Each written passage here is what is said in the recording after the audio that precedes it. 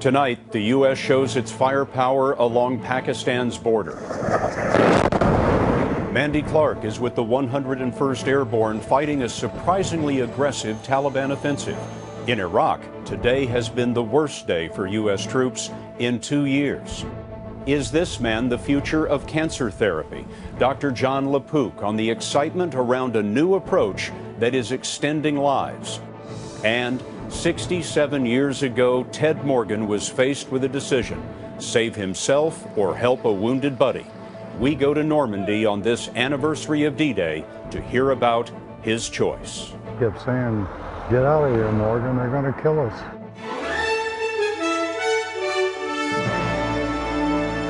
This is the CBS Evening News with Scott Pelley. Good evening. We start tonight with the wars in Afghanistan and Iraq. This has been a day of U.S. casualties in Iraq, and it is also a day that President Obama met with his advisors about the future of U.S. involvement in Afghanistan. He's facing a tough decision on whether to pick up the pace of U.S. withdrawals or stay the course. We'll go first to the battlefield. CBS News correspondent Mandy Clark is with the 101st Airborne in Paktika Province, Afghanistan. It's right on the border, and this is what the fight is like for U.S. troops trying to stop the enemy from crossing into Afghanistan from their hideouts in Pakistan. Fox Company headed out at dawn on Saturday. Their mission: to cut the enemy off at the source, along the border with Pakistan, the razor's edge of the war. The pilots struggled to land the helicopters on the rugged mountaintops. Soldiers rushed out and took up defensive positions. The males are moving by themselves, though. In these harsh mountains, the air is thin and visibility limited. This is the insurgents' backyard. There's a large number of insurgents who use this as bed down areas, so we suspect that they're using this as training camp as well. First Lieutenant Sean McEwen is the leader of 2nd Platoon. He and his men were moving fast and using cover to try and sneak up on the insurgents. They succeeded. 3 armed men, possibly enemy spotters, were identified on the next ridge. The response was swift and fierce. 2 500-pound bombs dropped right on the border with Pakistan. 3 dead bodies were later recovered, along with heavy weapons and communication equipment. We'll push up there, get your guys down, go long. Fox Company pushed on, hoping to flush the enemy out. Company commander Captain Christopher Tanner, a West Point graduate from Alabama, was waiting for his men to gather on the ridge when rockets started raining in. There's another one. He called in counterfire. See if they got an acquisition off that one, anything? Within minutes, he had close air support. We got 2 15s on right now. And back at base, heavy guns opened up. There was no way of knowing if the shells had found their targets. No good effects on those rounds. Tanner waited for the enemy to reveal itself, but the insurgents chose to wait and fight another day. Early this morning, Fox Company was picked up. Captain Tanner was satisfied. Every fighter we stop out here on the border is one less fighter that makes it into the heart of Afghanistan. This mission was considered a success, if only because every member of Fox Company came back safely. But the battle continues. While we were away, this base, Bob Boris, came under indirect fire, and all day today the heavy guns have been lobbing shells at targets more than 12 miles away. Mandy Clark, CBS News, Paktika, Afghanistan. In the war in Iraq, this was the worst day for U.S. troops in 2 years. 5 American soldiers were killed when their base in Baghdad was hit by rocket fire. This year, 29 Americans have been killed in Iraq. In Afghanistan, at least 159 U.S. service members have been killed. What's next for both countries? For some insight, we turn to national security correspondent David Martin and our chief foreign affairs correspondent Lara Logan. Lara, first to you. In Mandy's story, we saw the 101st trying to head off the enemy from Pakistan. What's the bigger picture on the Taliban spring offensive? That it's been smart and effective so far, Scott. What they've done is expand their battlefield from the traditional battlegrounds of the Kandahar in the south, Helmand, areas like that, the east to the north, and also to the normally peaceful west. They've also penetrated the highest command of NATO's, command structure. They badly wounded NATO's top commander for the north of the country, and they've made this the bloodiest start of any year in the war so far for U.S. troops. And this is just the beginning of the fighting season. The worst months are yet to come. The president had an important meeting today with his national security team. What have you learned about that? We were told by the White House that the focus of that meeting, much of the discussion centered on the U.S. relationship with Pakistan in the wake of Osama bin Laden's death and his, finding him deep inside of Pakistan. And that really is not surprising given, what you saw in Mandy Clark's report, what has been at the center of the war from the very beginning, the issue that that the leadership of the insurgency, the command and control, are able to operate effectively from Pakistan, and that Pakistan is at best an unreliable partner, Scott. Thank you, Lara. Now David Martin at the Pentagon. David, the 5 American soldiers who were killed in Baghdad today, what happened there? Scott, this was a rocket attack on a compound in Baghdad where U.S. forces were training Iraqi police. The insurgents got lucky and scored a direct hit on the area where the Americans lived. But this is part of a trend of increasing attacks against U.S. forces, which Pentagon officials believe is the work of Shiite militias who want to see all U.S. troops out of Iraq by the end of this year. Remind us how many U.S. forces remain in Iraq and what's the plan for them? Well, there are currently 48,000 U.S. troops in Iraq. Under an agreement signed at the end of the Bush administration, they all have to be out by December 31st unless the Iraqi government asks them to stay. Defense Secretary Gates has offered to keep some troops there to help with things like intelligence and logistics, but so far the Iraqi government has not accepted the offer, and time is running out because the drawdown will begin in earnest at the end of July. Thanks, David. Now returning to the fight against cancer, 2 new studies report dramatic progress in treating advanced melanoma and lung cancer. Both of these treatments use an approach that is creating a lot of excitement among doctors, tailoring drugs to the genetic makeup of individual patients. Dr. John LaPook found that the results can be remarkable. In 2007, Bill Schuette was diagnosed with advanced lung cancer. 7 different chemotherapies failed. He was told nothing more could be done. I basically was looking at going to go home and make arrangements, is what the doctors basically told me to do. But then he heard about something new, an experimental drug that targets a certain type of lung cancer based on its genetic makeup. Tests showed he was a candidate. His rare form of non-small cell cancer has a genetic mutation called ALK that fuels cancer growth.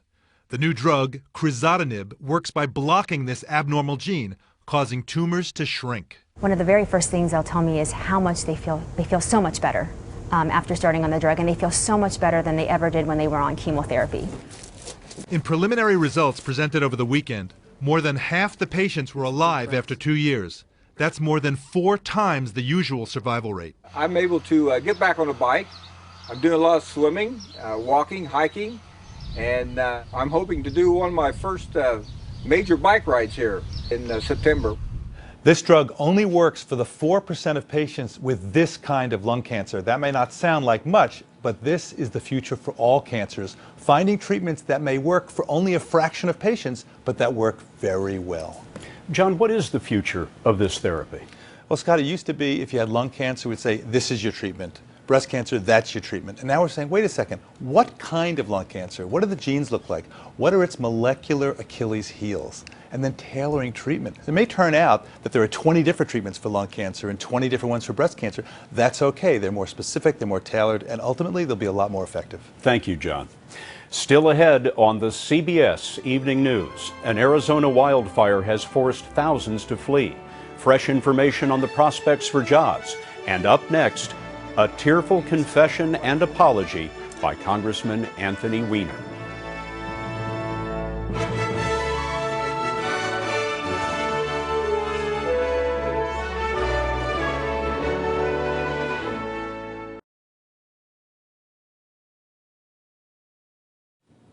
At long last today, a confession from Democratic Congressman Anthony Weiner of New York.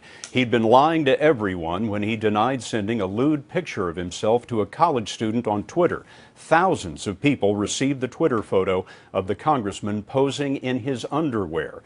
Today in New York, Weiner said this. I haven't told the truth.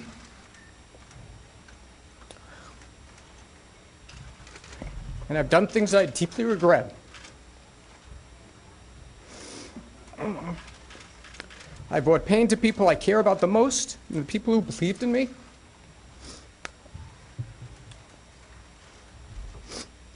And for that, I'm deeply sorry. I apologize to my wife and our families, as well as to our friends and supporters. I'm deeply ashamed of my terrible judgment and actions. Ashamed, perhaps, but Weiner said he would not resign. House Democratic leader Nancy Pelosi is calling for an investigation by the Ethics Committee. For a little bit of perspective on this story, we have our congressional correspondent Nancy Cordes. And Nancy, earlier today we talked about the large number, it seems, of congressmen who have fallen lately. Exactly, Scott, and Weiner becomes the third congressman from New York alone to have to apologize in the past 18 months for inappropriate behavior. The other two members, in fact, resigned right away. Republican Chris Lee was caught sending a shirtless photo to a woman on Craigslist. Eric Massa, a Democrat, was accused of sexually harassing a male staffer. But there have also been cases recently where members apologized and, like Congressman Weiner, did not step down. Back in 2007, Senator David Vitter, a Republican from Louisiana, was caught up in a prostitution ring investigation. He has since been reelected. And Republican John Ensign of Nevada remained in the Senate for more than a year after he was caught allegedly paying off the family of his mistress. Ensign only resigned last month, Scott, when an ethics investigation report was about to be made public. Nancy, help us understand why Congressman Weiner matters. Well, Scott, he holds kind of a unique position in the Democratic caucus. You know, the president has a lot of critics on the right, but Weiner is one of his most outspoken critics on the left whenever liberals feel that the president is straying too far from their principles in the pursuit of compromise. It's unclear how well he's really going to be able to perform that role now, a role that even the president has said is very important. Nancy, thank you. Dominique Strauss-Kahn got quite a reception outside of court in New York today. The former head of the International Monetary Fund listened to chants of "Shame on you" from more than 100 hotel workers. Strauss-Kahn had just pleaded not guilty to charges that he sexually assaulted a hotel maid last month. The lawyer for the alleged victim said today that she plans to testify. With the economy struggling, many are looking to the housing industry to build the foundation for a recovery. That story coming next. Tonight, add another Republican running for the presidential nomination. Former Senator Rick Santorum of Pennsylvania announced his candidacy. He's not well known nationally, but his opposition to abortion and same-sex marriage makes him a favorite among many social conservatives. The biggest issue in the presidential election is likely to be the economy, and there is new information tonight about the critical housing market. The Joint Center for Housing Studies at Harvard University says the number of homes built last year plunged to the lowest level since World War II. What does that mean for the country? Here's Ben Tracy. Just absolutely no construction. Justin Rocky can only imagine what this was supposed to be. They're supposed to be building homes here, and it just looks like desolate desert. Justin works for his family's drywall business in Lancaster, California, but nobody needs walls when houses aren't being built. We were planning on doing 150 homes at this site, and we completed 13. Wow. And there's no signs of starting anything else. As you can see by looking around, it's very desolate here. It's just dead. Dead. So at the office, Justin's dad, John, has made some tough decisions. He and his wife, Rose, haven't taken a paycheck in 3 years. The lights are off to save money. Desks are empty. They once had 300 employees. Now they have 30. That's 270 guys you had to let go. Yeah. How does that weigh on you? It's pretty depressing. On average, each new home built creates the equivalent of 3 full-time jobs for an entire year. Historically, after economic downturns, home building has helped fuel the recovery. This time, the lack of new homes is slowing growth. And because those neighborhoods aren't built, they don't need new grocery stores, new banks, coffee shops. And the people who build those buildings, they're out of work too. That trickle-down effect hit Wayne Stuck. He hasn't had a commercial construction job in 2 years. Now he and his wife are living in a one-room apartment. When I lost my salary, we're all of a sudden living on a third of what we were used to living on. Back in Lancaster, John Rocky had planned on retiring soon. Now he may have to work for another 10 years. That's a sad day for us because my dad has worked for 35 years to build this thing to get it to where it's at, and then has to stay and struggle just to make sure my brother and I have something to do. Home construction is not expected to rebound until at least next year, keeping the Rockies' work trucks idle and their walls high and dry. Ben Tracy, CBS News, Lancaster, California. In researching Ben's story today, we ran into something that surprised us. Back in 2006, 1 million Americans worked in residential construction. It's now down to 500,000.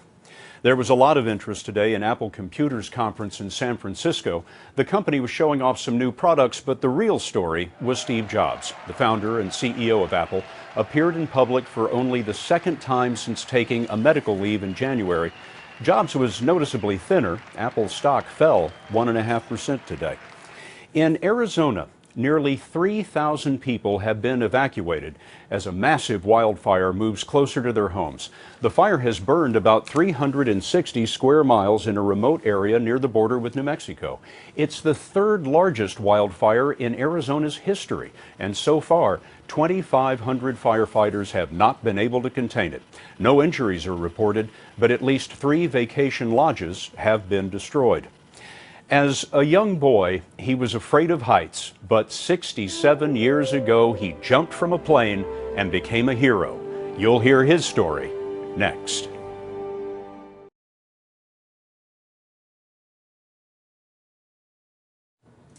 For a generation of Americans, you need only mention this date, June 6th, and they will tell you, D-Day, the day in 1944 that the liberation of Europe began as U.S. and Allied forces stormed the beaches of Normandy.